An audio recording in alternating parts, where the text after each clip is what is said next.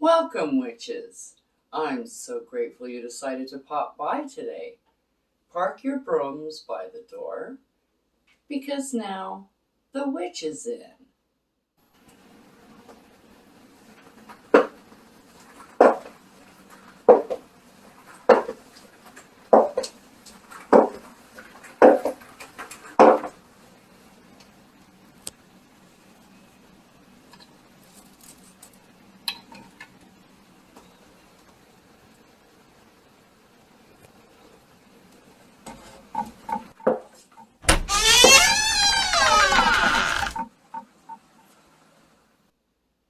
Blessed be. I'm Amelia Noir, and I'm here to share with you my knowledge and experience on all things witchy, like spell casting, potion making, and kitchen witchery, to name a few. So if that sounds like your cup of witch's brew, I'd highly suggest that you like, subscribe, and hit that notification button so you don't miss anything we have brewing for you on this channel.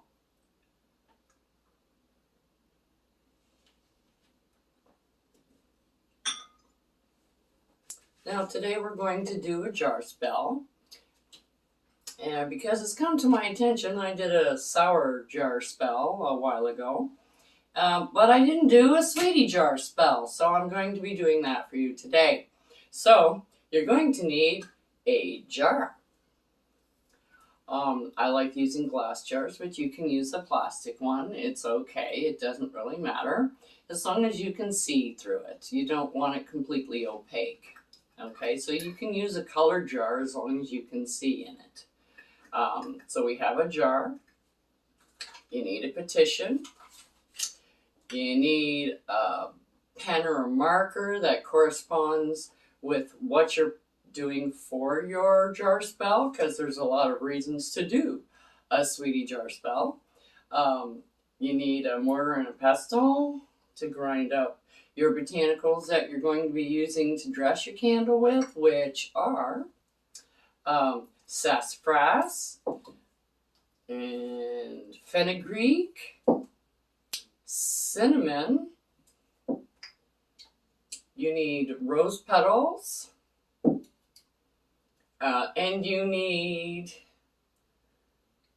come to me oil, which I have done previously, or some other oil like that, something that's going to bring things to you. You can even use luck oil or wish powder. You can also put that in here if you are looking for something else to add in. And then you need some sweet stuff. So sugar is the easiest, but anything that is sweet is great. I have some butterscotch extract here, which is nice and sweet, so I'm going to be putting that in. I have some pancake syrup, which is also yummy, that I'm going to put in. You need candles, so if you want to get a candle that corresponds with the kind of spell that you're doing, I'm going to be using a white one and a lighter to light your candle with. So we're going to take our jar and we're going to put some water in it because I have some sugar here. We kind of want everything to float inside nicely. Just remember what you want to put in it, because that depends on how much stuff you want to put in here. So I'm just starting off with a little bit of moon water. You don't have to use moon water. You can use just tap water if you want. I get my little spoon here so I can stir this in. And you don't have to put in like half a pound of sugar. Kind of put it in for the size of your jar. Okay, that looks good. So when you're stirring, you want to stir it towards you, or clockwise, because you want to bring something to you. And you can charge it with your intent now. And as you're stirring, you can say things of a positive nature, like I would like you to notice me. I would like to go out with you. Come and talk to me. And it depends on why you're putting them in the Sweety Jar. There's a lot of reasons to put somebody in a Sweety Jar, and it's not just because you want to attract a person to you. However, that's most of the time.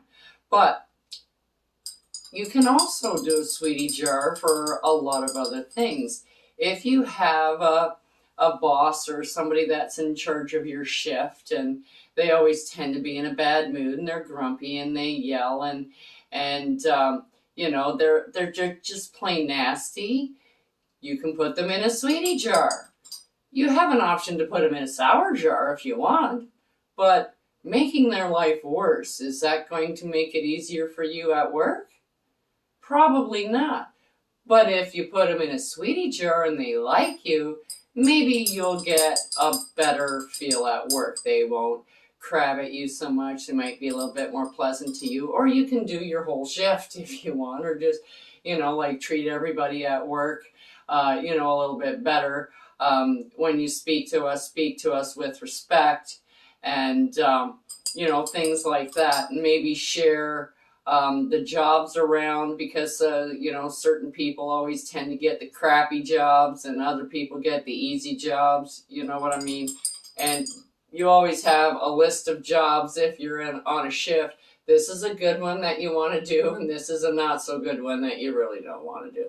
So this is another reason why you can put somebody in a Sweety Jar. Your stereotypical mother-in-law that hates every woman that her son goes out with.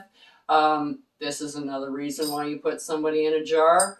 Or even if it's your dad and he gives your boyfriend a hard time all the time, put him in a Sweety Jar so that he is nicer to your boyfriend. It's not that he treats you like crap. It's that he treats your boyfriend like crap. And it really bothers you.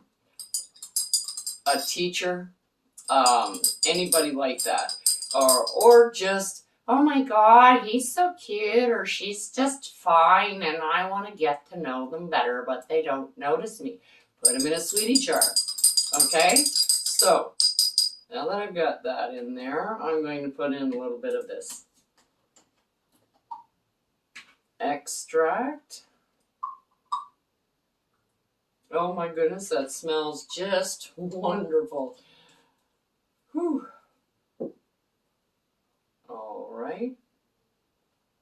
And then we're going to put in some petals right into the jar, because, hey, rose petals are for love, and you want them to be nice, and you want to bring out that the compassion and the affection, and that's what you want to bring out. So put in a little bit of rose petals in there at this time, and then some pancake syrup. You can use jam, jellies, anything that's sweet, really. You can put candy in here. You can put gummy bears in here. You can, whatever you like, okay? So it depends on what you have around the house. There we go. Put in a little bit of syrup. And I like the syrup because the syrup is thick. You can use honey too. I just don't have a whole lot of honey right now, so I'm using pancake syrup because it's thick and you want it to kind of stick to you. You want this kind of feeling to continue. So you want them to be nice to you for a longer period of time. That's why I like to use the syrup. I'm just going to put this down here.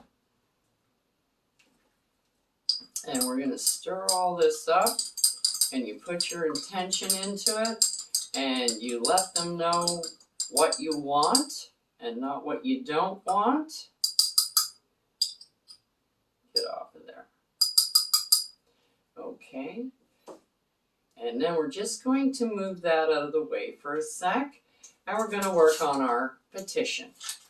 Now, on your petition, you want to write their name, their birthday, any information that you have about them. If you have a business card or a picture would be good too. If you have a picture of them, even if they're in the background, you can just cut their face out, and you can put that in the jar as well. If you have the lip off of their Tim Hortons cup, you can use that as a lock, or something like that. If you can get a lock for them, that would be great, because then it makes it a lot easier. Path of least resistance, it knows exactly where it's going, all this energy that you're sending out. So, okay, so you're putting their name down. Nice. So put down as specific as you can the actions that you want this person to do, or to see you for, or what exactly you want them to do. Not, I want you to be nice to my boyfriend. So now that you have your petition written, you can take your Come to Me oil. Okay, so when you get your oil out, put it on your finger and use your dominant hand. So it doesn't matter what finger, but put it on your finger, because you're transferring this here. You don't want some cold piece of something to do that. You want your actual you. And you're going to do it in each corner, and then one in the center. Now, don't put it away yet, because we are going to anoint the candle with this. So you do that, you see, so that you get it all around. Now that you have your petition, you want to fold it. So when you're folding your petition, you fold it towards yourself. And as you're folding it, each time you fold it, you can say what you want them to do. Okay, so you're putting your intent into it. Okay, now that we have it all folded up and you put your intent into it, we're going to put this inside your jar. Now's the time to top up your jar. So you can top it up with whatever you like. So I am going to top it up with a little bit more of my charged water. Now don't fill it all the way up to the top, because you want to shake this. You want a little bit of a room for it to move. Okay, now that we have that, we're going to take this and we're going to put the lid on it.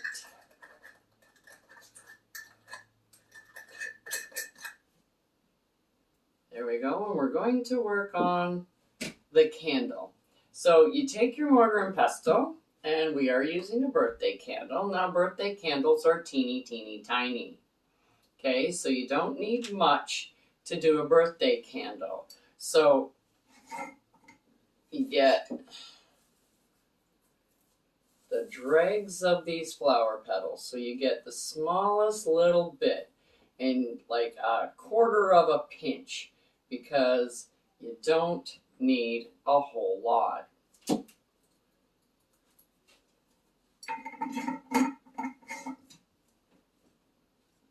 There we go.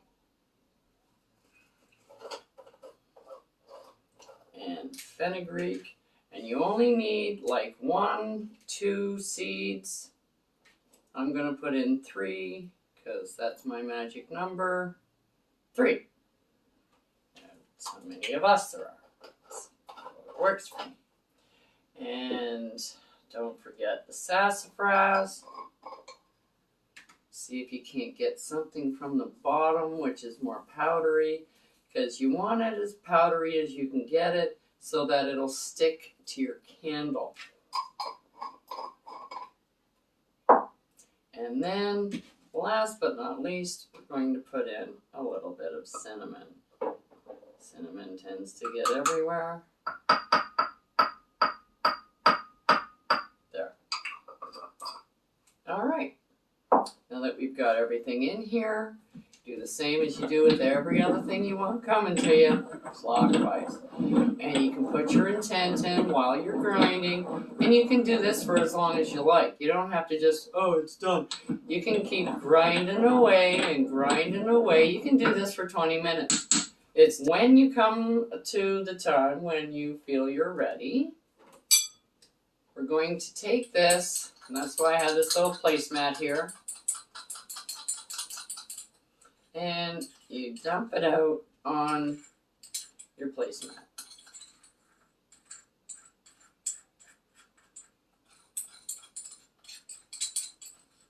Now, if you plan on doing like a lot of these kinds of jars, or if you want to work this jar a lot because, you know, it's your mother-in-law or whatever, and you think you might need, make a bigger batch and you can put it in one of these little jars or a plastic bag and just mark it. Mark on it what it is and what it's for. You can put, you know, for a Sweety Jar Spell, and then you have it already made. You don't have to keep making it over and over again. So this is something that you could do in advance if you chose to.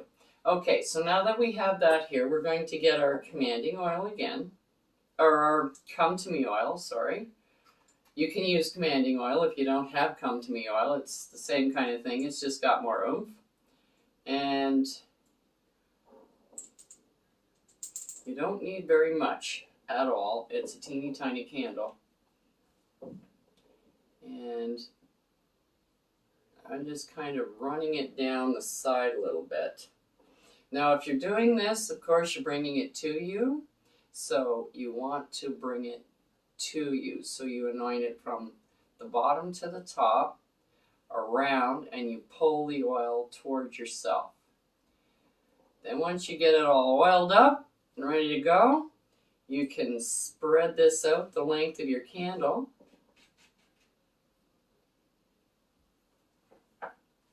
And you can put the candle right in it and roll it around so that you can get a nice dusting on your candle. Now, sometimes people put too much stuff on it and it stops burning halfway through. You don't want that. So, and it's kind of prevalent when you're doing with birthday candles or candles with like a ridge on the ends, because it really holds a lot of stuff. So I would suggest that when, after you're done, tap it off. Just give it a little tap so that the stuff that isn't actually stuck there is going to come off, because it will tend to stick in all the grooves with the oil in it. That's all I'm saying. There. Now that you've got that done, I'm just going to put this down here.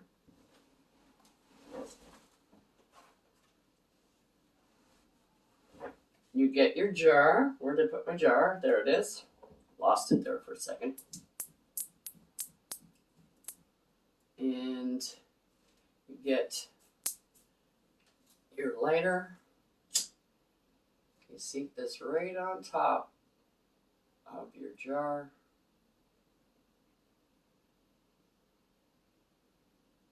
Like that. Candle seems to be a little crooked.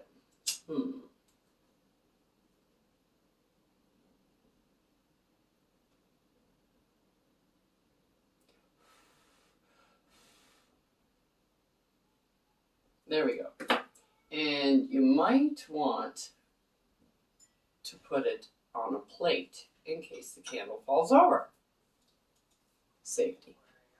Okay, now we're going to light our candle. There we go. Now once the candle is lit, you put your intent into it. All right? So when you're doing this, you want to concentrate on what you want. So you can do a little spell, you can chant, you can read off of a list that you made.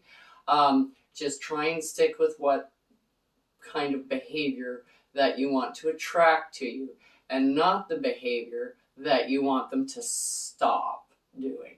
Okay? Go from a positive point of view instead of a negative point of view. Keep the negative points of view for curses and hexes. That's where that goes. This, you want to bring something to you. You don't want to bring bad stuff to you. So make sure that what you want coming to you is what you want. Okay? So I am going to do a little bit of imbuing here, and I'll be back in a minute. When your candle has burnt down, this is almost out,